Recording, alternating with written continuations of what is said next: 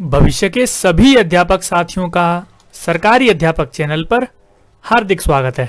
दोस्तों, UP TET, REET और जितने भी राज्यों की टेट परीक्षाएं हैं सबके लिए हम बाल विकास को शुरू कर दिया था हमने, और उसका पूरा कोर्स हम कराएंगे एग्जाम तक। ठीक है, आपको कभी भी ऐसा नहीं लगेगा, यानी कि सरकारी अध्यापक चैनल हमेशा जाना जाएगा फ्री कोर्सेज के लिए और अपने पूरे कोर्सेज के लिए। यूट्यूब पर कोई नहीं कराता है, हम पूरा कोर्स कराएंगे, एकदम फ्री में करवाएंगे।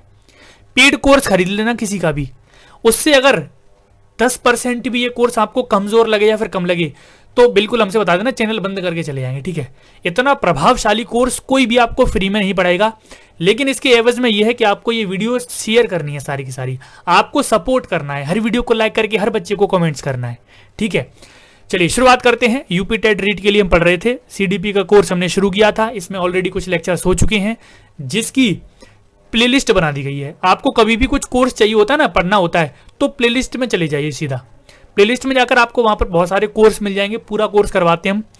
और आज का हमारा जो टॉपिक है वो है वंशानुक्रम एवं वातावरण। बहुत इंपॉर्टेंट टॉपिक है, एक प्रश्न पक्का ही आता है, ऐसी कोई साल नहीं है जहां से यहां से प्रश्न नहीं आएगा, आएगा ही आएगा। ठीक है, तो 1 नंबर पक्का कर देगा ये आपका। चलिए शुरुआत करते हैं।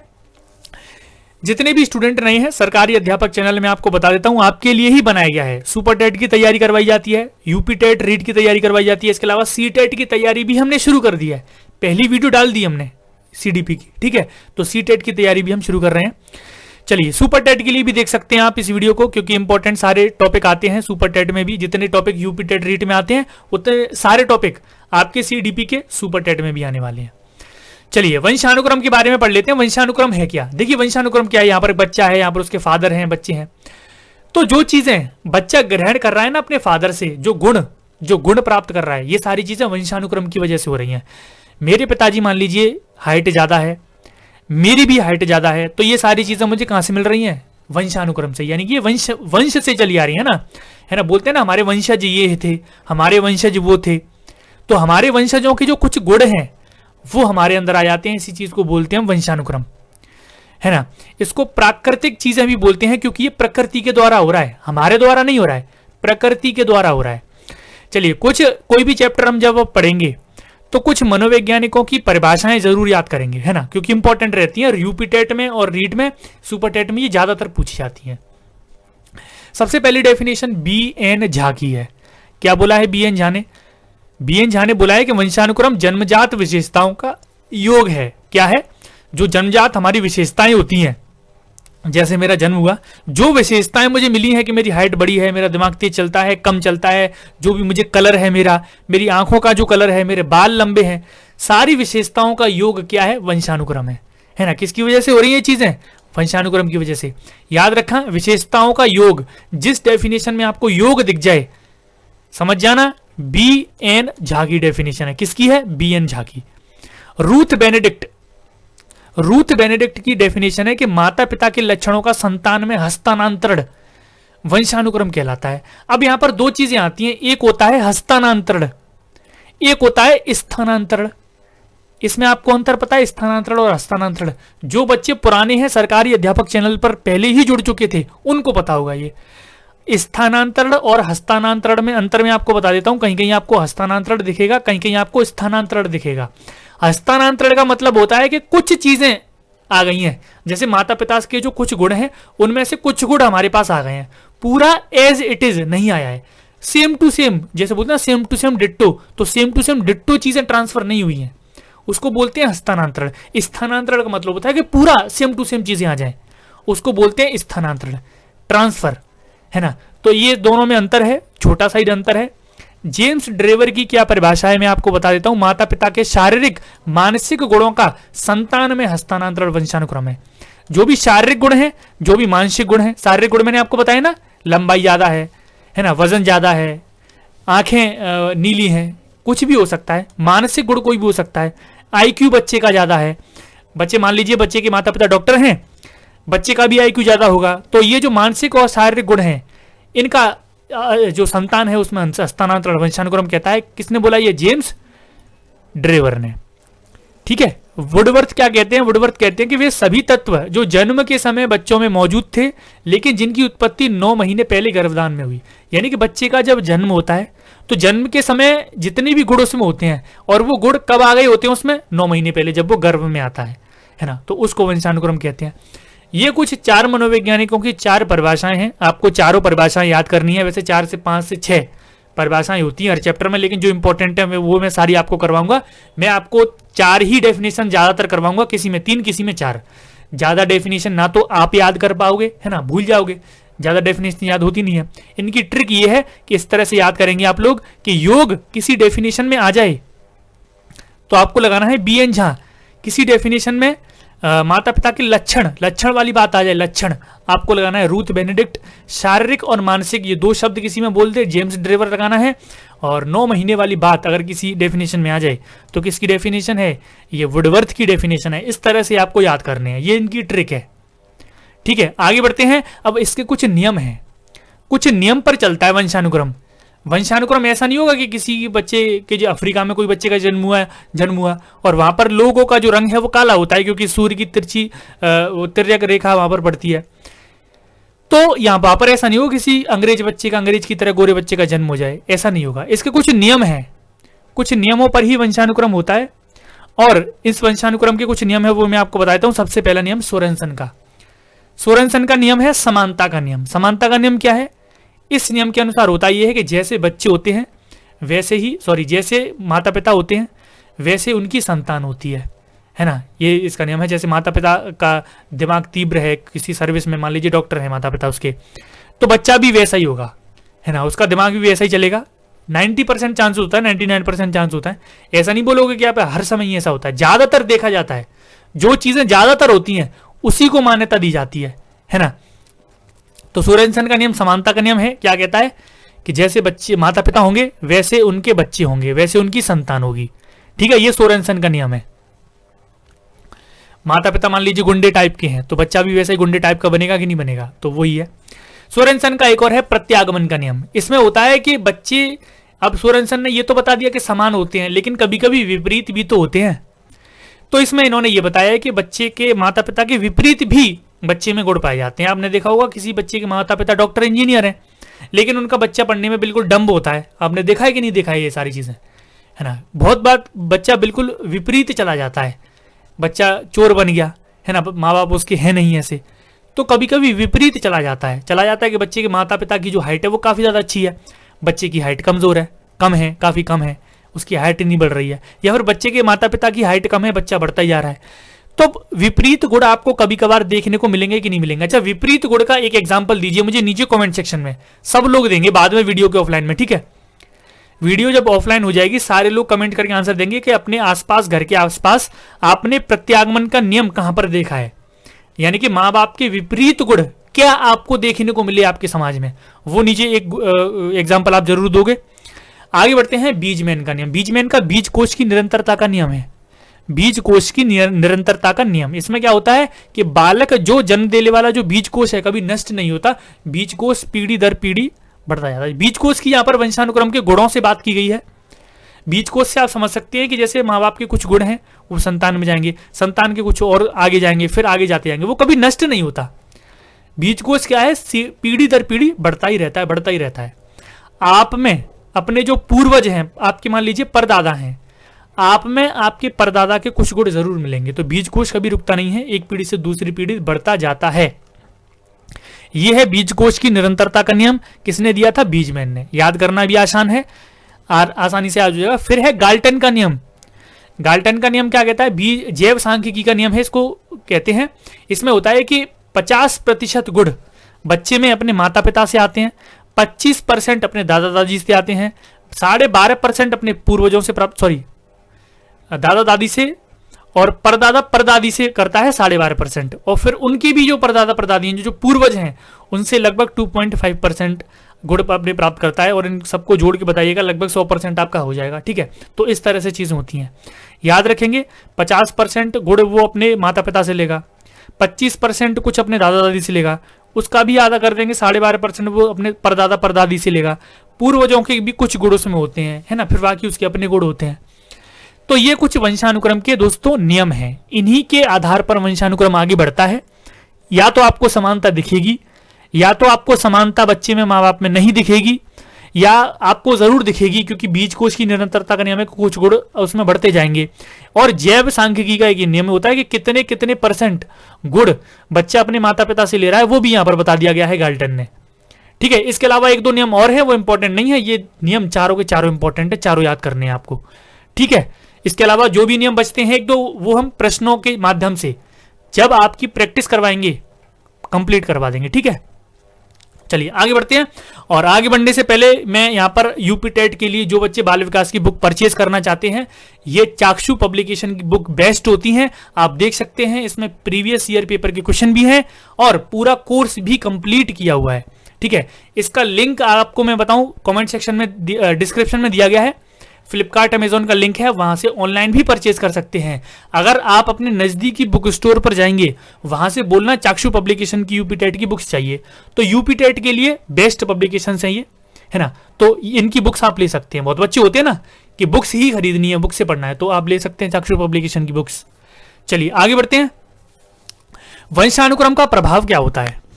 तो अलग अलग क्षेत्रों में अलग अलग प्रभाव देखने को मिलता है, और ये अलग अलग क्षेत्रों के प्रभाव को अलग अलग मनोवैज्ञानिकों ने बताया है। वो सारी चीजें मैं आपके साथ डिस्कस कर रहा हूं।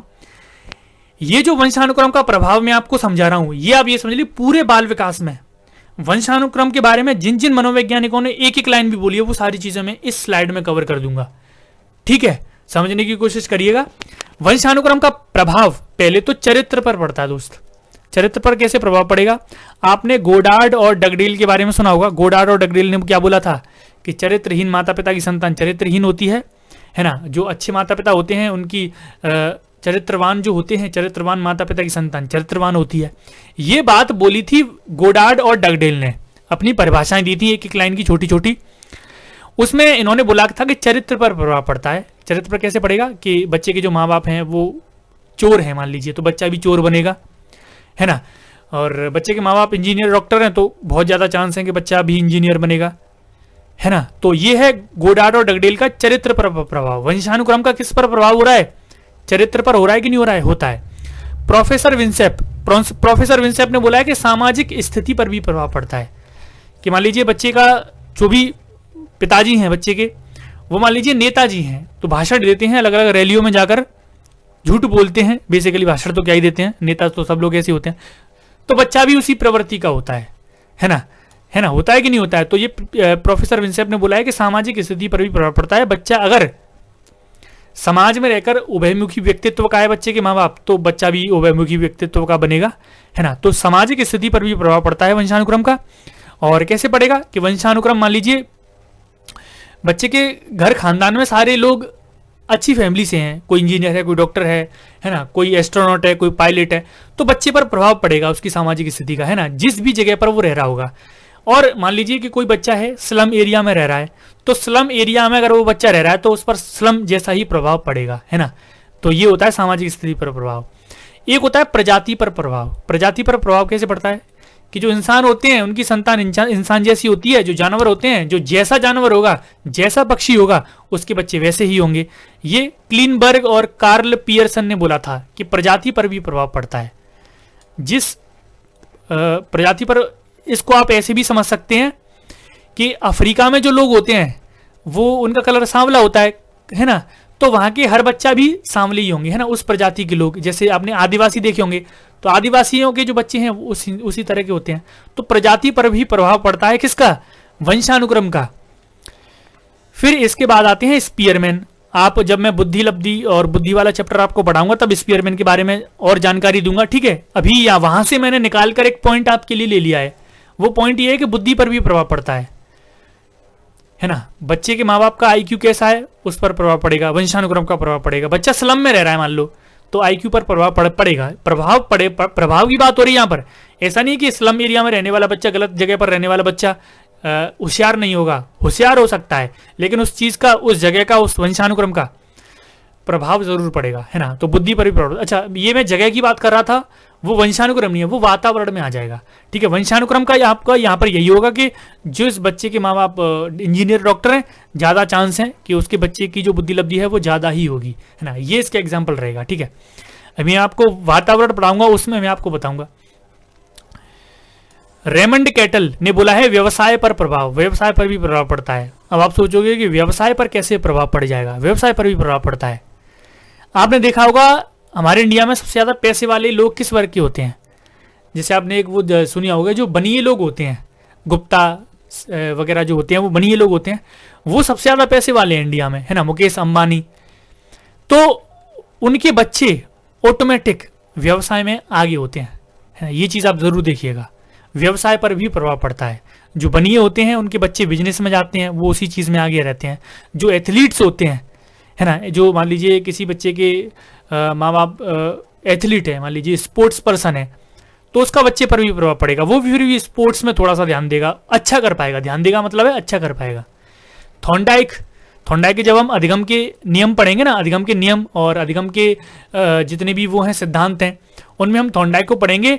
यहाँ पर थॉर्नडाइक ने बोला है कि जन्मजात शक्तियों पर भी प्रभाव पड़ता है, वंशानुक्रम का जन्मजात शक्तियों पर भी प्रभाव पड़ता है। वही सारी चीजें हैं। तर्क करने में किसी बच्चे के माँ बाप आ गए हैं तो बच्चा भी तर्क अच्छे से कर पाएगा, तो जन्मजात शक्तियां जो होती हैं उस पर भी प्रभाव वंशानुक्रम का पड़ता है। इस स्लाइड में से अगर आपको कुछ भी समझ में ना आए तो नीचे कमेंट सेक्शन में जरूर बताइएगा। आगे बढ़ता हूं मैं सॉरी, वातावरण। तो वंशानुक्रम और वातावरण अलग अलग टॉपिक हैं, छोटे छोटे टॉपिक हैं। वंशानुक्रम का ज्यादा महत्व दिया जाता है आपके एग्जाम में। वातावरण से भी प्रश्न पूछता है। वातावरण क्या है? हमारे जो आसपास की चीजें हैं, पूरा हमारा पर्यावरण है, वो सारा वातावरण है। अब जो हमारे आसपास की चीजें हैं, हमारा समाज है, हमारा रहन सहन है ना, उससे हम लोग किस तरह से प्रभावित हो रहे हैं, यानी कि वातावरण के बारे में आज हम पढ़ने वाले हैं। बच्चा दो ही चीजों से प्रभावित होगा। एक तो ये है कि बच्चे के माँ बाप, मान लीजिए बच्चे के पिताजी पहलवान है ना, एथलीट में, तो बच्चा पहलवान ही पैदा होगा, उसकी बॉडी आपने देखा होगा ऑटोमेटिक ही अच्छी होती है। लेकिन फिर उसको बाहर आकर आप वातावरण में खाना पीना ना दो, है ना, उसको पौष्टिक आहार ना मिले, उसकी जरूरत पूरी ना हो, तो फिर वहां पर वो उसकी जो बॉडी है वो उतनी अच्छी नहीं रहेगी, उसका स्वास्थ्य उतना अच्छा नहीं रहेगा। तो किन चीजों का प्रभाव पड़ा बच्चे पर? एक तो वंशानुक्रम का प्रभाव पड़ा कि उसके माँ बाप पहलवान है। फिर उसका एक वातावरण पर प्रभाव पड़ा, वातावरण पर यानी कि खान पान पर, उस पर जो बाहर जीवन में आकर वो चीजें कर रहा है, जिनसे वो जीवन में प्रभावित हो रहा है, वो होता है वातावरण। तो रॉस की परिभाषा है इस पर, इसको लिख लीजिए।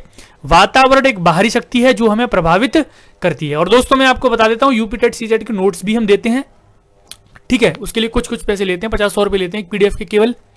लेकिन आप अपने खुद के नोट्स बना लीजिए, जो मैं समझाता जा रहा हूं अपने नोट्स बना लीजिए। उससे बेहतर कुछ भी नहीं है दुनिया में। ना कोई वीडियो आपको समझा पाएगी, ना कोई नोट्स किसी के, ना ही कुछ। आप खुद से बनाएंगे, वो सबसे ज्यादा प्रभावशाली है, ठीक है। तो वीडियो देखकर आप अपने नोट्स भी बना लिया करिए। वातावरण वह बाहरी शक्ति है जो हमें प्रभावित करती है। वही बाहरी शक्ति आपका आसपास का वातावरण कैसा है, पर्यावरण कैसा है, किस प्रकार के लोग हैं, आपका खान पान कैसा है ना, आपको पौष्टिक आहार आपको मिल रहा है नहीं मिल रहा है, सारी चीजें बाहरी जो हमें प्रभावित कर रही हैं वो वातावरण के अंतर्गत ही आती हैं।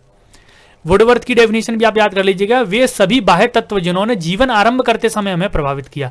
जैसे मान लीजिए हमारा जन्म हुआ, बाहर आकर जिन जिन चीजों ने हमें प्रभावित किया वो सारी चीजें वातावरण में आती हैं। जहां तक जैसे बच्चे का जन्म होता है हॉस्पिटल में, तो हॉस्पिटल ने उसको प्रभावित किया, वहां का स्टाफ कैसा था, वहां के डॉक्टर कैसे थे, वो सारी चीजें। फिर वो थोड़ा बड़ा हुआ, फिर वो घर आया, आसपास की चीजें, हवा पानी, सारी चीजें, जिन जिन चीजों ने उसको प्रभावित किया, सारी चीजें क्या हैं, वातावरण के अंतर्गत ही आती हैं, है ना। तो ये दो परिभाषा केवल आप याद कर लीजिएगा। वातावरण के सिद्धांत में आपको बता देता हूं। एक होता है वातावरण में अर्जित गुणों के वितरण का नियम, अर्जित गुणों के वितरण का सिद्धांत, और एक होता है उत्तम जीविता का सिद्धांत। अर्जित गुणों के वितरण का सिद्धांत ये होता है कि जो मैंने आपको बताया, जो गुण बच्चा प्राप्त कर रहा है उनका वितरण होता जाता है, अगली पीढ़ी में वितरण होता जाता है। और ये लेमार्क ने दिया था, याद रखना, अर्जित गुणों के वितरण का सिद्धांत किसने दिया था? लेमार्क ने, है ना। तो जो भी उसमें गुण हैं, वातावरण में आकर भी उसको कुछ गुण मिलते हैं बच्चे को, है ना। ऐसा नहीं है कि बच्चे के जो माँ बाप हैं मान लीजिए चोर हैं, तो बच्चा चोर पैदा हुआ, मान लीजिए कुछ गुण हैं उसके, फिर जो किसी अच्छे स्कूल में वो पढ़ रहा है, फिर वहां पर भी तो अच्छे बच्चे उसको मिलेंगे, 2-4 अच्छी चीजें सिखाएंगे, तो उससे भी प्रभावित होगा। एक होता है उत्तम जीविता का सिद्धांत। उत्तम जीविता का सिद्धांत क्या होता है? मान लीजिए वही मैंने अफ्रीका वाला आपको एग्जाम्पल दे देता हूं, मान लीजिए यूरोप का एग्जाम्पल ले लेता हूं, ठीक है। यूरोप में लोग कैसे होते हैं? गोरे होते हैं, काफी ज्यादा लंबे भी होते हैं, सब लोग लंबे होंगे, बहुत कम लोग होंगे आपको जो इनकी हाइट कम होगी, लंबे लंबे होते हैं, गोरे गोरे होते हैं। वो उनकी जीविता कैसी है? उत्तम है। किस वजह से है? वातावरण की वजह से, क्योंकि वहां पर क्या है, यूरोप में धूप वगैरह ज्यादा नहीं आती है, सूर्य की सीधी जो किरणें हैं वो वहां पर नहीं पड़ती हैं, मौसम एकदम स्वच्छ एकदम साफ रहता है। तो इसी प्रकार से वो लोग वहां पर बन गए हैं। अब अफ्रीका में क्या है, सूर्य की सीधी किरणें पड़ती हैं, वहां पर इतनी ज्यादा गर्मी है तो लोग काले काले होते हैं, सांवले होते हैं, तो उनके फिर वहां पर जो जीविता है उनकी वैसी ही होती है। तो ये है उत्तम जीविता का सिद्धांत, वातावरण से संबंधित ही तो है। ये किसने दिया है, चार्ल्स डार्विन ने। तो आज हमने वंशानुक्रम पढ़ा, वंशानुक्रम के क्या नियम सिद्धांत वो पढ़े, वातावरण के बारे में पढ़ा, वातावरण के 1-2 सिद्धांत पढ़े, सारी परिभाषाएं आपको याद करनी है। कुछ भी डाउट अगर आ रहा है ना तो नीचे कमेंट सेक्शन में पूछ लीजिएगा, मैं डाउट सारे क्लियर कर देता हूं, ठीक है। कोई भी डाउट हो वो बताना। अपने आसपास आपको किस तरह का जो सिद्धांत वो मैंने आपसे पूछा था उसका जरूर बताना आंसर, जो मैंने क्वेश्चन ऑफ द डे पूछा था। और यहां पर हम इस चैप्टर को भी कंप्लीट करते हैं। और अगर आपको यूपी टेट के लिए बुक्स परचेज ही करनी है तो चाक्षु पब्लिकेशन की बुक्स परचेज कर लीजिएगा।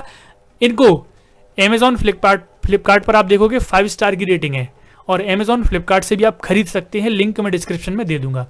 आज के लिए इतना ही करते हैं दोस्तों, मिलते हैं आपसे नेक्स्ट वीडियो में। अभी के लिए इतना ही, धन्यवाद।